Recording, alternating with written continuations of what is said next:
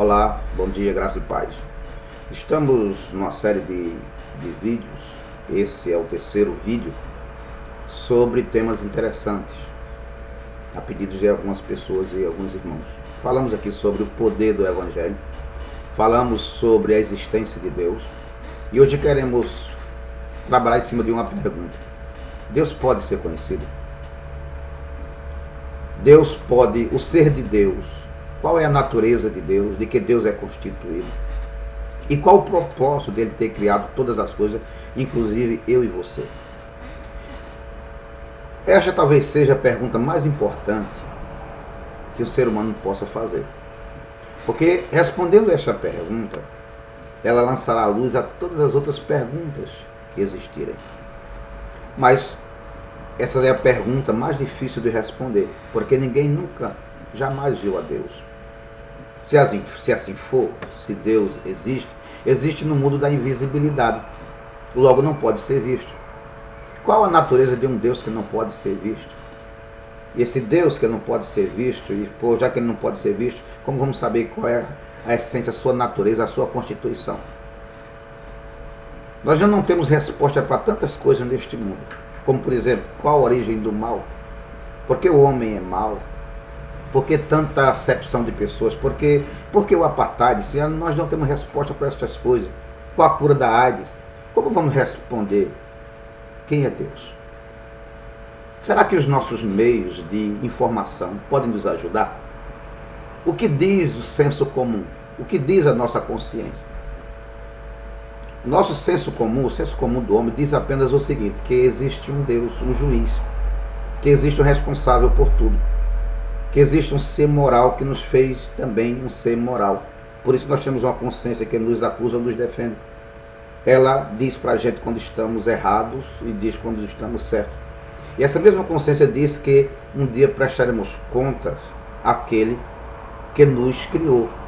Ou seja, o que a nossa consciência nos revela sobre Deus é que existe apenas um juiz e nada mais. O que diz a filosofia? A filosofia diz apenas o que pode dizer a filosofia através das perguntas. Quem é o responsável por tudo? Quem me criou? De onde eu vim? Quem eu sou? Para onde vou? E a gente sabe que essas respostas para essas perguntas filosóficas, só quem pode dar é o Criador do homem. Só quem criou o homem pode dizer quem é ele, o que está fazendo aqui, para onde vai. Então a filosofia também pouco nos informa sobre Deus. Diz apenas que existe um ser poderoso e criador e inteligente. E o que diz a ciência? Isso é frustrante, porque a ciência não pode dizer nada sobre Deus, porque Deus não pode ser visto, como já falamos, não pode ser levado a um laboratório, não pode ser analisado, manipulado, nem experimentado pelos instrumentos científicos. Bom, é frustrante, mas o ser de Deus, sua natureza e o propósito para o qual ele tudo criou, não pode ser conhecido pela mente humana. Se assim for, pode todo homem desistir de querer descobrir quem é Deus. Deus é totalmente o outro, é o desconhecido, é aquele que mente alguma pode penetrar e ele conhece todas as coisas. Agora existe uma única solução de sabermos quem é Deus, de conhecermos a sua natureza, só se Deus quiser dizer isso para a gente. Só poderemos conhecer Deus se ele resolveu se revelar, se mostrar. Se Deus fez isso, aí nós podemos conhecê-lo. Agora, a lógica diz o seguinte: se nós somos seres amorosos, inteligentes e amorosos, o nosso Criador tem que ser inteligente e tem que ser amoroso. E o amor se aproxima, o amor deseja, o amor é social. Se Deus é absolutamente amoroso, ele não pode ter nos criado e nos entregar à ignorância.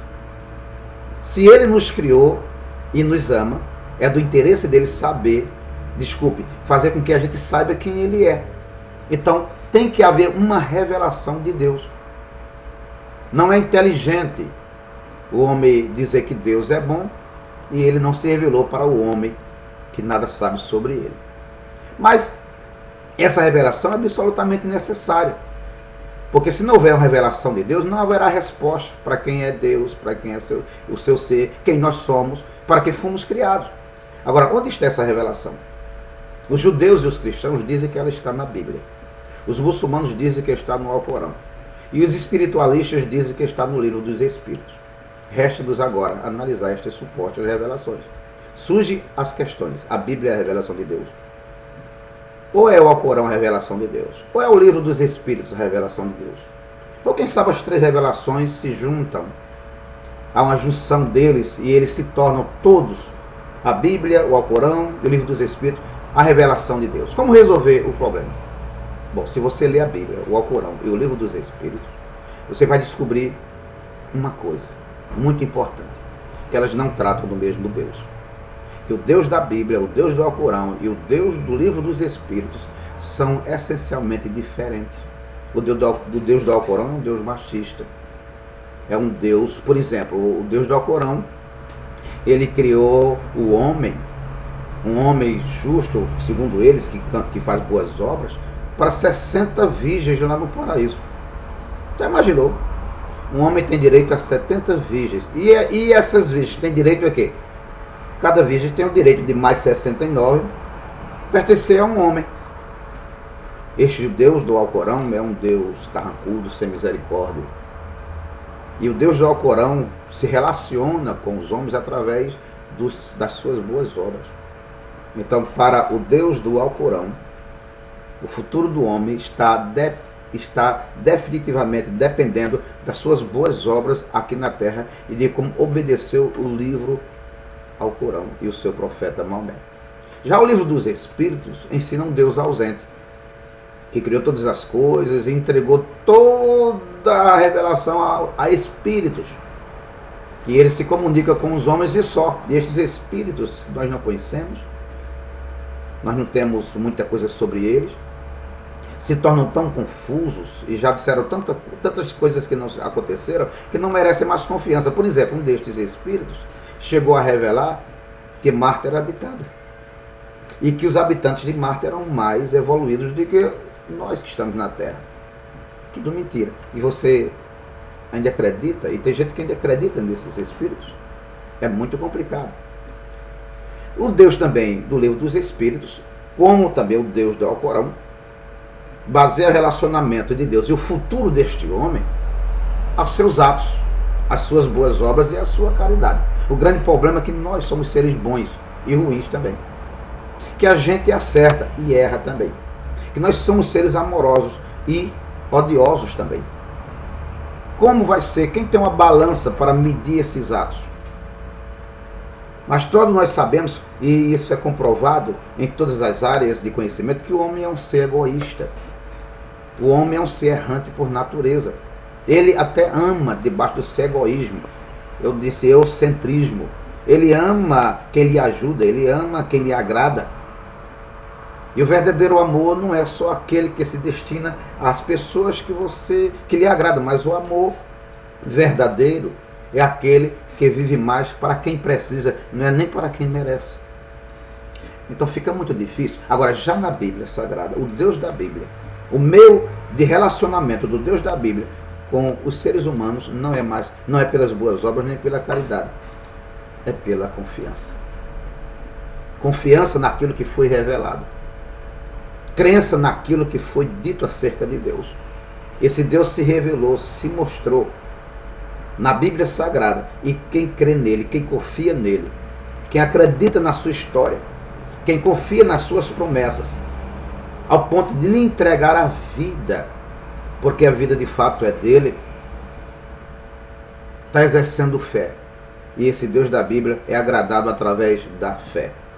Então observe isso. Se você crê no Deus do Alcorão ou no Deus dos Espíritos, saiba que a maneira que ele vai lhe julgar conforme as suas obras. Mas se você crê no Deus da Bíblia, confia no Deus da Bíblia e acredita no Deus da Bíblia, entrega a sua vida ao Deus da Bíblia, você vai ser julgado conforme a sua fé, a sua confiança.